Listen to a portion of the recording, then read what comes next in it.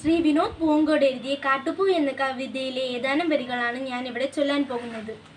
ചിതറിത്തെറിക്കുന്ന ചിന്തകളിലെപ്പോഴും നിന്റെ ഈ പുഞ്ചിരി ഒന്നു മാത്രം.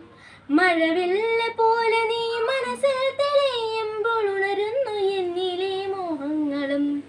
കൃഷ്ണ തുളസി കതിർത്തുമ്പ് മോഹിക്കും നിന്നിലെ വാർമുടി ചുരുളിലെത്താൻ. പൂജയ്ക്കെടുക്കാത്ത പൂവായ ഞാനും മോഹിച്ചിടുന്നു നിന്നരികിലെത്താൻ.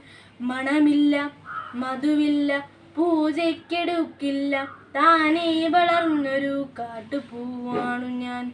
വിടരും മുമ്പേ പൊഴിയുന്ന ഇതളുള്ള പൂജയ്ക്കെടുക്കാത്ത കാട്ടുപൂവാണു ഞാൻ.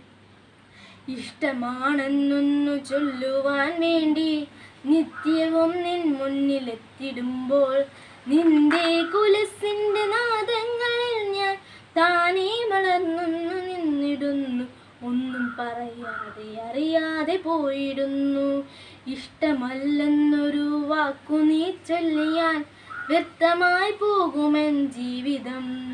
നീ നടക്കും വഴിയോരത്ത് എന്നെ കണ്ടാൽ ചിരിക്കാതെ പോകരുതേ.